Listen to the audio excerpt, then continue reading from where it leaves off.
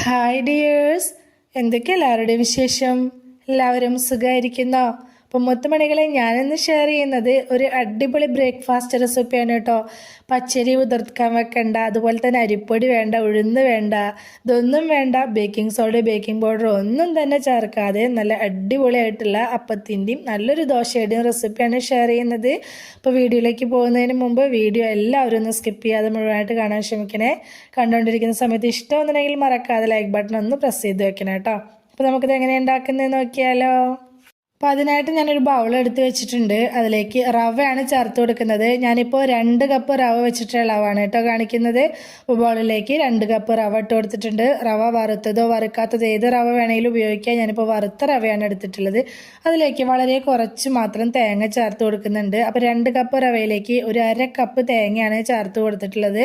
പിന്നെ ഇതിലേക്ക് ഒരു 3/4 കപ്പോളം ചോറ് ചേർത്ത് കൊടുക്കുന്നുണ്ട്. മട്ടരിയുടെ ചോറാണ് ഞാൻ എടുത്തിട്ടുള്ളത്. നിങ്ങളുടെ കയ്യിൽ വെള്ളരിയുടെ ചോറുണ്ടെങ്കിൽ അതെടുത്താലും മതി. ഇനി ഇതിലേക്ക് കുറച്ച് വെള്ളം കൂടി ഒഴിച്ച് കൊടുക്കണം. അപ്പോൾ ഞാനിപ്പോൾ ഇതിലേക്ക് ഒരു 2 കപ്പ് വെള്ളം ഒഴിച്ച് കൊടുക്കുന്നുണ്ട്. നിങ്ങളെടുക്കുന്ന റവയ്ക്ക് അനുസരിച്ച് വെള്ളത്തിൻ്റെ അളവിൽ ചെറിയ വ്യത്യാസം ഉണ്ടാവും, നോക്കിയിട്ട് മാത്രം ഒഴിച്ച് കൊടുക്കുക. 2 കപ്പ് വെള്ളം കൂടി ഒഴിച്ച് കൊടുത്ത ശേഷം ഞാനിതൊന്ന് ജസ്റ്റ് ഒന്ന് മിക്സാക്കി കൊടുക്കുന്നുണ്ട്. ഇതിൻ്റെ ഇടയിൽ വെള്ളം പോരാൻ തോന്നിയതുകൊണ്ട് ഞാൻ അര കപ്പും കൂടി ഒഴിച്ചു കൊടുത്തിട്ടുണ്ട് കേട്ടോ. വീഡിയോ എടുക്കാൻ മറന്നു പോയതാണ്. അപ്പോൾ അതും കൂടി ഒഴിച്ചു കൊടുത്ത ശേഷം ജസ്റ്റ് ഒന്ന് ഇളക്കി മിക്സാക്കി കൊടുക്കുക. ഈ റവ ഒന്ന് കുതിർന്ന് കിട്ടാൻ വേണ്ടിയിട്ടാണ്. ഒന്ന് മിക്സാക്കി എടുത്ത ശേഷം നമുക്കിതൊന്ന് മൂടി വെച്ച് കൊടുക്കുക. ഒരുപാട് നേരം ഒന്നും വെക്കേണ്ട ആവശ്യമില്ല. ഒരു 10 മിനിറ്റ് നേരം ഒന്ന് മൂടി വെച്ച് കൊടുക്കുക. 10 മിനിറ്റിന് ശേഷം ഇതെടുത്ത് നോക്കുമ്പോൾ റവയ്ക്കൊന്ന് അത്യാവശ്യം നന്നായിട്ട് കുതിർന്നിട്ടുണ്ടായിരിക്കും. ഇനി നമുക്കിത് മിക്സർ ജാറിലേക്ക് മാറ്റി കൊടുക്കുക. അപ്പം മുഴുവനായിട്ടും ഇതിലിട്ട് അരയ്ക്കാൻ പറ്റാത്തതുകൊണ്ട് 2 തവണകളായിട്ടാണ് ഞാനിത് അരച്ചെടുക്കുന്നത്. അപ്പോൾ ആദ്യം പകുതി ഇട്ട് കൊടുക്കുകയാണ്. പകുതി ഇട്ട് കൊടുത്ത ശേഷം അതിലേക്ക് വളരെ കുറച്ച് വെള്ളം ഒഴിച്ചു കൊടുക്കട്ടെ. വെള്ളത്തിൻ്റെ അളവ് കൂടി പോവുകയോ ചെയ്യരുത്. പോരെങ്കിൽ നമുക്ക് വീണ്ടും ഒഴിച്ചു കൊടുക്കുക. കൂടി പോയി കഴിഞ്ഞാൽ പിന്നെ ഒന്നും ചെയ്യാൻ പറ്റില്ല. അപ്പോൾ ഞാനിപ്പോൾ കുറച്ച് വെള്ളം ഒഴിച്ചു കൊടുത്തിട്ട് ഇത് നല്ല ഒന്ന് അരച്ചെടുക്കുന്നുണ്ട്. നല്ല ഫൈനായിട്ട് തന്നെ അരച്ചെടുക്കുക. റവ കുതിർത്താൻ വെച്ചതുകൊണ്ട് തന്നെ നമുക്ക് നല്ലപോലെ അരഞ്ഞ് കിട്ടും കേട്ടോ. അപ്പോൾ ഒന്ന് അരച്ചെടുത്തുകൊണ്ട് വന്നിട്ടുണ്ട്. അതൊരു ബൗളിലേക്ക് ഒഴിച്ചു കൊടുക്കുകയാണ്. രണ്ടാമത്തെ ട്രിപ്പും അതുപോലെ തന്നെ അരച്ചെടുക്കുന്നുണ്ട്. ഇപ്പോൾ വെള്ളം ഒരിക്കലും കൂടി പോവുകയോ ചെയ്യരുത്. നോക്കി കുറേശ്ശെ ചേർത്ത് കൊടുത്താൽ മതി കേട്ടോ.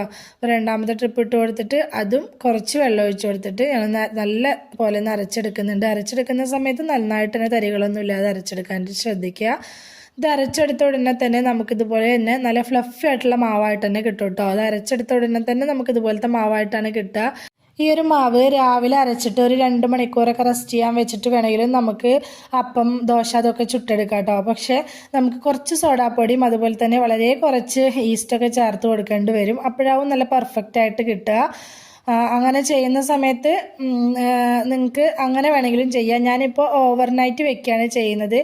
അതുകൊണ്ട് തന്നെ ഈ സമയത്ത് ഞാൻ ഇതിലേക്ക് ഉപ്പ് ചേർക്കുന്നില്ല. അതുപോലെ തന്നെ ഞാൻ ഈ ഒരു മാവിലേക്ക് ഈസ്റ്റോ ബേക്കിംഗ് സോഡയോ ഈനോ ഇതൊന്നും തന്നെ ചേർക്കുന്നില്ല. അപ്പോൾ മാവിലേക്ക് കുറച്ച് വെള്ളം കുറവാന്ന് തോന്നിയതുകൊണ്ട് ഞാൻ മിക്സിയുടെ ജാറ് കഴുകിയിട്ട് കുറച്ച് വെള്ളം കൂടി ഒഴിച്ചു കൊടുക്കുന്നുണ്ട്.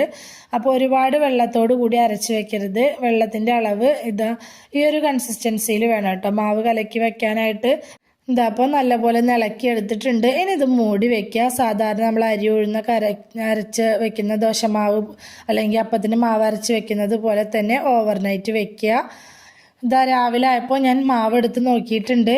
നമ്മുടെ മാവ് കുറച്ചൊക്കെ ഒന്ന് പൊന്തിയിട്ടുണ്ട് കേട്ടോ. ഒരുപാടൊന്നും പൊന്തിയിട്ടുണ്ടാവില്ല, പക്ഷെ കുറച്ചൊക്കെ ഒന്ന് പൊന്തിയിട്ട് കുഞ്ഞു ബബിൾസൊക്കെ ആയിട്ട് നല്ല പെർഫെക്റ്റ് ആയിട്ടുള്ള മാവായിട്ട് കിട്ടിയിട്ടുണ്ട്. നമ്മൾ നല്ല സെറ്റായിട്ട് തന്നെ കിട്ടിയിട്ടുണ്ട്. അപ്പോൾ ഇത് ക്യാമറയിൽ ഇതിൽ എത്രത്തോളം നന്നായിട്ട് കാണാൻ പറ്റുമെന്ന് എനിക്ക് അറിയുന്നില്ല, പക്ഷേ നല്ല മാവായിട്ട് തന്നെ കിട്ടിയിട്ടുണ്ട്. ഇത് ഞാൻ അരച്ച് വെക്കുന്ന സമയത്ത് ഇതിലേക്ക് ഉപ്പൊന്നും ചേർത്തിട്ടില്ലല്ലോ, അതുകൊണ്ട് ഈ സമയത്ത് ഇതിലേക്ക് ആവശ്യമായിട്ടുള്ള ഉപ്പ് ചേർത്ത് കൊടുക്കുകയാണ്. എന്നിട്ട് നല്ലപോലെ ഒന്ന് മിക്സാക്കി എടുക്കുക. ഇങ്ങനെ തലേ ദിവസം അരച്ചെടുത്ത് വെച്ചിട്ട് ഉണ്ടാക്കുകയാണെങ്കിൽ നമുക്കിതിലേക്ക് ബേക്കിംഗ് സോഡയോ അതുപോലെ തന്നെ ഈസ്റ്റോ ഈനോ ഇതൊന്നും ചേർക്കേണ്ട ആവശ്യമില്ല കേട്ടോ. അല്ലാതെ തന്നെ നല്ല പെർഫെക്റ്റ് ആയിട്ടുള്ള അപ്പവും ദോശയൊക്കെ നമുക്ക് ഈ ഒരു മാവ് കൊണ്ട് ചുട്ടെടുക്കാനായിട്ട് പറ്റും. എന്നും ഈ രാവിലത്തെ തിരക്കിൽ നമ്മളെ വീട്ടമ്മമാർക്ക് ടെൻഷനാണല്ലേ. എന്താണ് ബ്രേക്ക്ഫാസ്റ്റ് ഉണ്ടാക്കുക, അത് എളുപ്പത്തിലുള്ളതാവും വേണം, എന്നാൽ ടേസ്റ്റ് ഉണ്ടായിരിക്കും വേണമല്ലോ, എന്നാൽ തന്നെയല്ലേ മക്കളൊക്കെ കഴിക്കുകയും ചെയ്യുള്ളൂ. അങ്ങനെയൊക്കെയുള്ള സമയത്ത് നമുക്ക് എന്നും അരിയും ഉഴുന്നൊക്കെ അരച്ചുണ്ടാക്കുന്ന ദോശയിൽ നിന്നും ഇഡ്ഡലിയിൽ നിന്നൊക്കെ വ്യത്യസ്തമായിട്ട് ചെയ്തെടുക്കാൻ പറ്റിയിട്ടുള്ള നല്ലൊരു ബ്രേക്ക്ഫാസ്റ്റ് റെസിപ്പിയാണ് കേട്ടോ. അപ്പോൾ ഞാൻ മാവൊക്കെ നന്നായിട്ട് ഒന്ന് ഇളക്കിയെടുത്ത ശേഷം അപ്പത്തിൻ്റെ ചട്ടിയാണ് വെച്ച് കൊടുത്തിട്ടുണ്ടായിരുന്നത്. ആദ്യം അപ്പമാണ് കേട്ടോ ചുട്ട് കാണിക്കുന്നത്.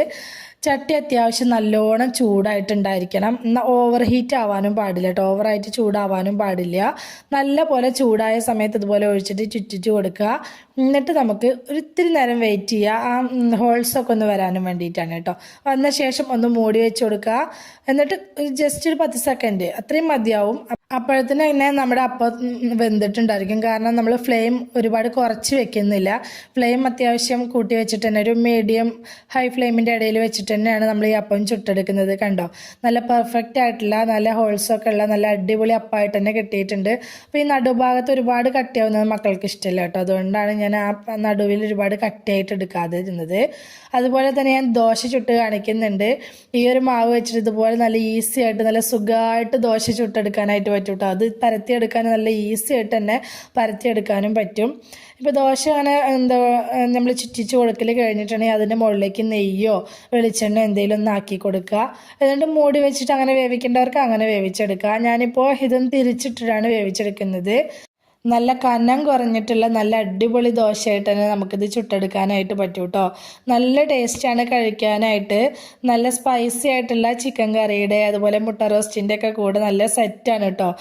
അതല്ലാന്നുണ്ടെങ്കിൽ നല്ല കുറച്ചും കൂടി നല്ല എരിവൊക്കെ ഉള്ള ചട്നി, ചമ്മന്തി ഇതിൻ്റെ കൂടെയൊക്കെ ആണെങ്കിലും നല്ല ടേസ്റ്റാണ് കഴിക്കാനായിട്ട്. ഈ രീതിയിൽ ട്രൈ ചെയ്യാത്തവരാണെങ്കിൽ തീർച്ചയായിട്ടും ഒന്ന് ട്രൈ ചെയ്ത് നോക്കണം കേട്ടോ. എന്നും നമ്മൾ ഒരേ രീതിയിൽ ചെയ്യുന്നതിന് പകരം ഇടയ്ക്കൊക്കെ വ്യത്യസ്തമായിട്ട് ചെയ്ത് കൊടുക്കുക. മക്കൾസിനാണെങ്കിലും ഒരുപാട് ഇഷ്ടമാവും. നമ്മൾ മുതിർന്നവർക്ക് എന്തായാലും ഇഷ്ടമാവും, കുട്ടികൾക്ക് ഒരുപാട് ഇഷ്ടമാവും. കാരണം ഇവിടെ മക്കൾക്കൊക്കെ ഇത് ഭയങ്കര ഇഷ്ടമാണ് കേട്ടോ. അപ്പോൾ ഞാൻ സ്കൂളൊക്കെ ഉള്ള സമയത്ത് കൂടുതൽ ഇഡ്ഡലി, ദോശ, അങ്ങനെ അപ്പം അതൊക്കെ തന്നെ ഉണ്ടാക്കുക. അപ്പോൾ ചില ദിവസങ്ങളിൽ ഇത് ഉണ്ടാക്കി കൊടുക്കുമ്പോൾ അവർക്ക് ഭയങ്കര ഇഷ്ടം ഇത് കഴിക്കാനായിട്ട്. അപ്പോൾ തീർച്ചയായിട്ടും ഇതുപോലെ ഉണ്ടാക്കി നോക്കാത്തവരാണെങ്കിൽ ഒന്ന് ട്രൈ ചെയ്ത് നോക്ക്, നിങ്ങൾക്ക് എന്തായാലും ഇഷ്ടമാവും.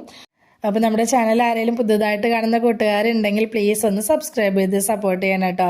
അതുപോലെ തന്നെ പുതുതായിട്ട് കാണുന്ന കൂട്ടുകാരോടാണ് നമ്മുടെ ചാനലിൽ നല്ല നല്ല ബ്രേക്ക്ഫാസ്റ്റിൻ്റെ, സ്നാക്സിൻ്റെ, അതുപോലെ പുഡിങ്സ്, ഡ്രിങ്ക്സ് ഇതിൻ്റെയൊക്കെ റെസിപ്പീസ് പോസ്റ്റ് ചെയ്തിട്ടുണ്ട്. ഇപ്പോൾ റമദാനൊക്കെ വരികയല്ലേ, അതിനോടനുബന്ധിച്ച് തന്നെ നല്ല നല്ല സ്നാക്ക് റെസിപ്പീസൊക്കെ ഞാൻ ഇനിയും പോസ്റ്റ് ചെയ്യുന്നുണ്ട്.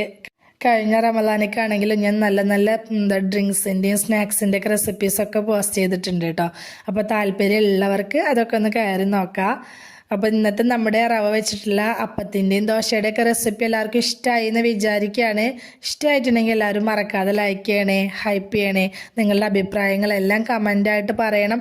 റെസിപ്പി ഇഷ്ടമായിട്ടുണ്ടെങ്കിൽ അത് നിങ്ങൾക്ക് ഉപകാരപ്പെട്ടു എന്ന് തോന്നുന്നുണ്ടെങ്കിൽ നിങ്ങളുടെ ഫ്രണ്ട്സിനും ഫാമിലിക്കും ഒക്കെ ഒന്ന് ഷെയർ ചെയ്ത് കൊടുക്കുക കൂടി വേണേ. ഇതുവരെ കൂടെ നിന്ന് സപ്പോർട്ട് ചെയ്തിട്ടുള്ള എൻ്റെ എല്ലാ മുത്തമണികൾക്കും ഒരുപാട് നന്ദി.